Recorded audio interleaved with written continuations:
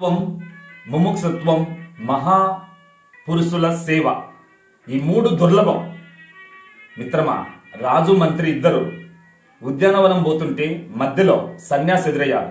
రాజు తక్షణమే సన్యాసి పాదాల మీద తలబెట్టి దీవెనలు స్వీకరించాడు. మంత్రి కొనముచ్చు ముఖం పెట్టి, ఏంటి రాజుకు సన్యాసి పాదాల మీద పెట్టాడు తల అంటూ ఇసుక్కున్నాడు. సరే, మరునాడు రాజన్నాడు, మంత్రి, 4 తలకాయలు తీసుకొని మార్కెట్కు పోయి అమ్ముకొని రాపో. ఏంటి? 1 మనిషి తల, 2 పులి, 3 జింక, 4 కుందేలు.